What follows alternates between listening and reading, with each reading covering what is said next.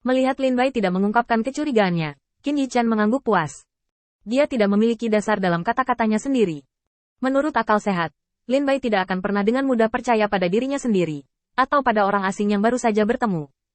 Tapi Lin Bai harus membuatnya percaya. Karena kesenjangan kekuatan yang sangat besar antara kedua belah pihak. Dari saat Lin Bai kagum bahwa orang bisa berjalan di udara, kesenjangan antara kekuatan mereka sangat terbuka. Jika Anda tidak percaya, Anda bisa mati. Orang ini tersedia. Qin Yichen sampai pada kesimpulan di dalam hatinya, dan baru saja akan mengenakan postur tongkat sihir dan memamerkan kekuatan tongkat sihirnya. Tapi begitu dia menoleh, dia membuang muka. Pakaiannya hancur setelah pertempuran sengit di sepanjang jalan, dan dia hampir tidak bisa menahannya. Qin Yichen terbatuk. Pakai bajumu dulu. Di tengah kata-kata, mata Qin Yichen sedikit kosong, dan dia mengambil kata-kata itu kembali. Karena dia melihat keraguan di mata Lin Bai. Apakah karena tidak ada alasan untuk mempercayaiku? Atau karena dewa dalam konsepnya berbeda dari yang aku pahami? Qin Yichen merenung sejenak, dan tiba-tiba tertawa. Lin Bai, menurutmu Tuhan itu seperti apa? Lin Bai bergegas kembali. Tuan Hui Guang, saya tidak tahu. Melihat mata gemetar Lin Bai, Qin Yichen tiba-tiba tersenyum. Dia melompat turun dari postur duduk di udara, perlahan datang ke Lin Bai, mengulurkan tangan dan menyeka lumpur di wajahnya, bersama dengan penyamarannya. Wajah yang agak halus dan sederhana muncul di depan Qin Yichen. Qin Yichen mengangkat alisnya sedikit, sudut mulutnya terangkat. Ya Tuhan, ini sebenarnya hanya sekelompok orang dengan kemampuan yang lebih kuat. Apakah itu sangat berbeda dari yang kamu harapkan? Kamu pikir Lord of Light harus menyendiri dan memandang rendah dunia, tidak dekat dengan dunia biasa.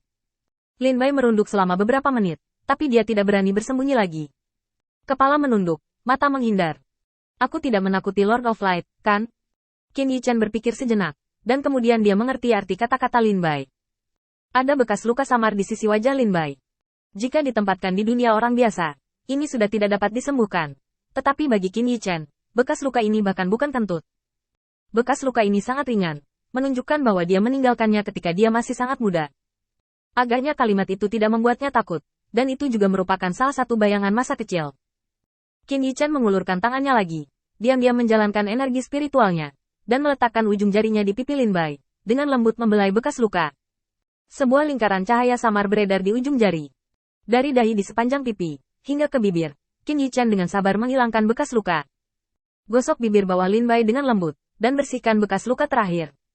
Baru saat itulah Qin Yichen dengan ringan menepuk kepala Lin Bai. Oke, kamu tidak perlu berpura-pura menjadi pria atau wanita di masa depan. Mengangkat Lin Bai dari tanah, Qin Yichen berpikir sejenak. Sekarang aku akan memberimu dua pilihan. Pertama, masuk ke aula cabang Lord of Light dan lakukan sesuatu untuk cabang Lord of Light.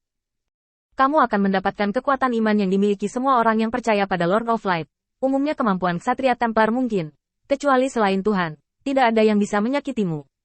Pilihan kedua adalah melayaniku. Aku akan mengajarimu bagaimana menjadi lebih kuat. Kamu juga bisa memasuki kuil penguasa cahaya, tapi aku tidak menjamin kekuatanmu.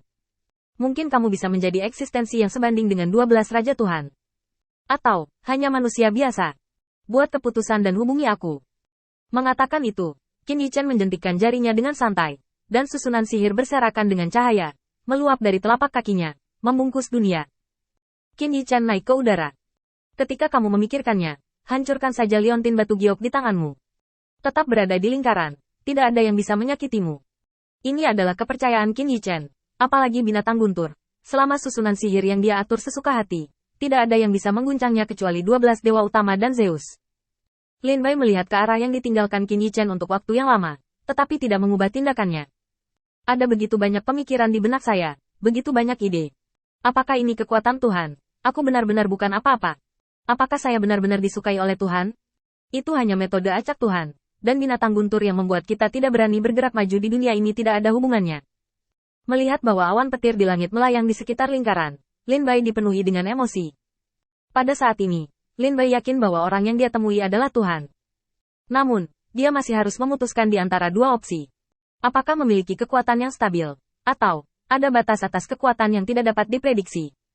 Lin Bai memiliki kesempatan langka untuk tenang dan berpikir.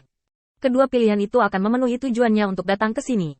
Tapi, pilihan mana yang merupakan jawaban besar yang Tuhan inginkan? Dengan kepergian Qin Yichen, semua ini tampaknya menjadi awan kecurigaan. Melihat telapak tangannya yang halus, Lin Bai ragu-ragu. Di atas langit, Qin Yichen dengan ringan menatap Lin Bai, yang sedang merenung di bawah. Ini adalah respons batin yang ingin dia tempatkan di kuil penguasa cahaya. Qin Yichen tidak khawatir bahwa ada kekuatan kepercayaan untuk mengganggu pilihannya. Lingkaran sihir ini tampaknya diatur dengan santai. Tetapi Qin Yichen, mengandalkan pemahamannya tentang kekuatan iman selama retret 3 tahun, secara khusus diatur naik lingkaran sihir untuk mengisolasi kekuatan iman. Qin Yichen tidak bisa khawatir tentang melemparkan bidak catur ke arahnya ke kuil penguasa cahaya. Bersembunyi di langit, suara Ares, Dewa Perang, datang dari telinganya. Feng, sudahkah kamu memasuki bidang bintang untuk dijelajahi? Bintang-bintang di bagan bintang ini sangat aneh. Saya berencana pergi ke beberapa bidang bintang untuk mengamatinya secara langsung. Qin Yichen tetap menganggur, jadi dia mengobrol dengan Ares, Dewa Perang.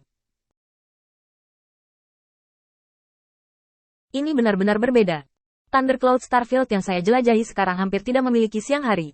Awan petir yang ditempati oleh binatang guntur menempati langit. Penduduk asli di sini hanya dapat membangun kota di pegunungan untuk bertahan melawan binatang guntur.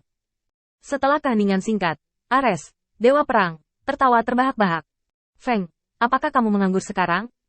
Dulu butuh waktu lama untuk mengirimimu transmisi suara sebelum kembali. Biar ku tebak, apakah kamu juga menyusut di gunung sekarang? Jarang Ares, Dewa Perang, tidak sibuk menaklukkan wilayah bintang, kata Qin Yichen bercanda. Aris, kupikir kamu lebih cocok untuk medan bintang ini. Lagi pula, hal-hal seperti guntur dan kilat dapat dengan mudah merusak pakaian. Bahkan jika kamu terkena, kamu bisa kehilangan sedikit lebih sedikit dari kami. Kata-kata Qin Yichen membuat Ares, Dewa Perang, jatuh ke awan. Dan setelah berpikir sejenak, dia tidak dapat menemukan kunci kata-kata Qin Yichen. Mungkinkah ini adalah pengingat khusus? Ares, Dewa Perang, bertanya lagi, berpikir bahwa dia tidak bisa membiarkan petunjuk Qin Yichen pergi. Apa yang paling aku harus kehilangan? Qin Yichen tertawa terbahak-bahak. Celana dalam. Hanya tawa tak terkendali Qin Yichen yang bergema di telinga Ares, Dewa Perang. Ares, Dewa Perang, berangsur-angsur memerah, menjadi biru lagi, dan akhirnya berubah menjadi kerugian besar. Aku akan membunuh wanita jalang itu. Sudah disepakati bahwa itu tidak akan digosipkan. Dewa Perangku tidak tahu malu,